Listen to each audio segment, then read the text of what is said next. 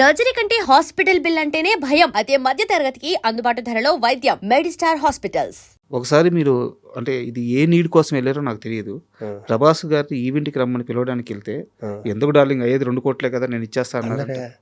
చూసా ఇలాంటి వ్యక్తులు బోలంత మంది ఉన్నారు. ఏ సందర్భం సార్ అది? ఇదే ఓల్డేజ్ హోమ్కి.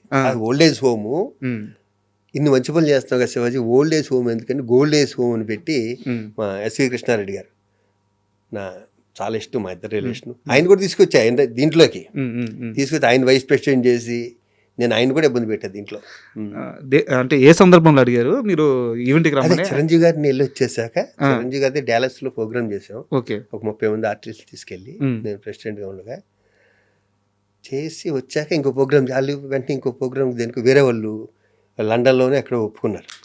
ఎవరు ఒప్పుకుంటే ప్రభాస్ గారు వస్తే మేము తెస్తామండి ఒక ప్రోగ్రామ్ కోటి ఇలా. నాకు మహేష్ బాబు గారు అసలు ఒప్పుకున్నారు కదా, ఆయనతో కూడా ఒప్పించాను. అంటే ఈయన ఎందుకు ఆ డబ్బులు ఇచ్చేస్తాను డార్లింగ్ 2 కోట్లు. ఇంతసేపు డిస్కషన్ కూడా లేదు, ఎలాగైనా ఒకటే ముక్క. ఇదిగో ఈ ప్రోగ్రామ్ చేశాను, చిరంజీవి గారిని పట్టుకుని మీరు వస్తే ఎంత వస్తుంది ఎందుకు నేను ఇస్తాను కదా, మంచి పనే కదా మీరు చేసేదని అన్నీ పోగొట్టేసుకున్నాం తెలుసా. ఈ కూలికి పోయి అసోసియేషన్లోను ఈ పట్టి ఓల్డేజ్ హోమ్ వచ్చేసేది. ఏం ఆఫీస్ కూడా అలాగే ఉంది, ఏ మార్పు లేదు, అన్నీ అయ్యాయి, అవుతాయి. పాజిటివ్గా ఉందో ఎందుకు అవ్వు సార్ కదా. ఇప్పుడున్న అసోసియేషన్ గురించి మీరు అడగొద్దన్నారు, నేనేం అడగట్లేదు.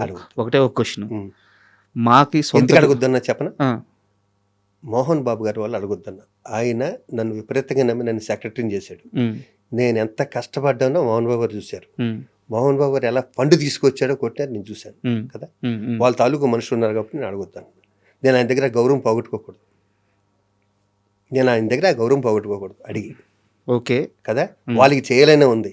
పక్కన తొప్పడాగాలు ఉంటారు కొంతమంది, వాళ్ళకి ఏమీ తెలియదు, వాళ్ళు సినిమాల్లో కనిపించరు, ఎక్కడో కనిపించరు.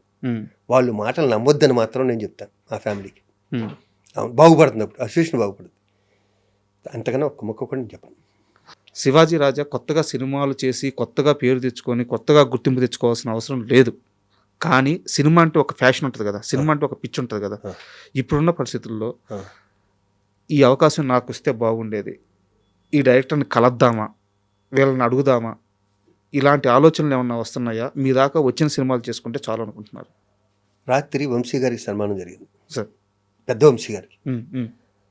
నన్ను పిలిచారు. నేను మామూలుగా సన్మానాలకి వాటికి వెళ్ళను, అసలు నాకు చేస్తానన్నా కూడా వెళ్ళను సార్.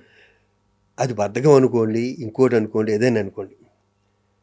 నేను బెంగళూరులో ఉండగా, కర్ణాటకలో ఉండగా నాకు ఫోన్ వచ్చింది, సార్ పెద్ద వంశీ గారికి ఇలా సన్మానం, నేను వస్తాను 8వ తారీఖు సార్, 4వ తారీఖు సన్మానం సార్, నేను 100% వస్తాను. ఆయన గురించి మీరు ఏళ్ళ పెడితే నాకు వేలు గుర్తొస్తుంది. ఇదిగో ఇదే ఆ మహానుభావుడు చేసిన పని. సరే ఏమైనా సరే 4వ తారీఖు ఆయన దగ్గరికి వెళ్ళాలని 4వ తారీఖు ఫంక్షన్కి వెళ్ళాను. ఆ ఫంక్షన్లో నేను ఒక ఆయన గురించి మాట చెప్పాను. నేను ఇండస్ట్రీలోకి ఇద్దరినే దృష్టిలో పెట్టుకొచ్చా, ఒకటి జంజాల్ గారు, రెండు పెద్ద వంశీ గారు. అప్పట్లో నాకు వాళ్ళిద్దరే కనిపించేవారు. పెద్ద వంశీ అన్న వ్యక్తిని నేను క్యారెక్టర్ అడిగాను. ఈ రోజు వరకు జంజాల్ గారిని కానీ ఎవరిని ఈ 40 ఏళ్ళలో నేను ఒక వ్యక్తిని ఈ రోజు వరకు క్యారెక్టర్ అడగలేదు. అదే మాట్లాడాను అక్కడ. అందుకని చెప్పాను, ఈ రోజు వరకు మీరు ఇందాక అన్నారు వాళ్ళకి ఫోన్ చేసి వీళ్ళు ఫోన్, నాకు అవసరమే లేదు, నాకు వచ్చింది చేస్తా కదా. నాకు రాని దానికోసం నేను ఆఫీసులకి వెళ్ళి వాళ్ళకి ఫోన్లు చేసి వేరే వాడి క్యారెక్టర్ కొట్టేసి ఆడు మనల్ని తిట్టుకుని, ఇది నా కెరీర్లో లేదు, ఇంతకు ముందు లేదు, దీని తర్వాత కూడా రాదు. నా దగ్గరికి వచ్చిన క్యారెక్టర్ 100% సాటిస్ఫై చేయడానికి డైరెక్ట్ని ట్రై చేస్తాను. నాకు ఉన్నంతలో ఎంతవరకు నేను ఇవ్వగలను అంతవరకు ఇస్తాను, టైంకి వెళ్తా, ఇంతే చేస్తా. ఇంతకుముందు అదే చేశాను, దీని తర్వాత కూడా అది. ఫోన్లు చేసావు వాళ్ళని ఇబ్బంది పెట్టే టైపు కాదు, నేను అడగను కూడా అడగను. నా దగ్గరికి వచ్చినా కూడా నాకు నచ్చితేనే చేస్తా. ఇది గర్వంతో అంటలే, నా మీద నాకున్న కాన్ఫిడెన్స్తో అంట. నేను చచ్చిపోయే వరకు ఆర్టిస్ట్గానే ఉంటా, ఇది షూర్. ఇది అండ్ ఇంటర్వ్యూ ముగిసింది సార్. నాకున్న అతి తక్కువ అనుభవంలో నేను ఏమన్నా తెలిసి తెలియక మిమ్మల్ని ఇబ్బంది పెట్టుంటే మరోలా తీసుకోవద్దు. అండ్ మీ సమయం మాకు ఇచ్చించినందుకు, మమ్మల్ని నమ్మి ఇంటర్వ్యూ ఇచ్చినందుకు చాలా ధన్యవాదాలు sir. Thank you sir.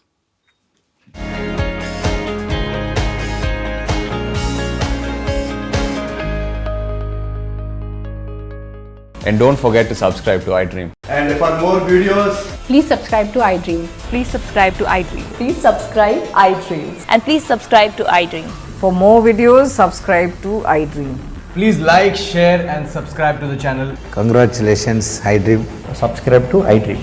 Subscribe to iDream. So subscribe to iDream Media. iDream ki iDream team andarki huge congratulations. Please subscribe iDream Media. Please subscribe to iDream. Subscribe iDream. Please subscribe to iDream. iDream అంటే నా కళల ఛానల్ను subscribe చేసుకున్న నోరు తిరుగుతలేదు, మీరైతే గంట గుర్తు కొట్టండి. For more such videos, please subscribe to iDream. Subscribe to iDream. Please subscribe to iDream. Please subscribe iDream Media. Please do subscribe to iDream. Please subscribe to iDream Media. For best entertainment and information, please subscribe iDream.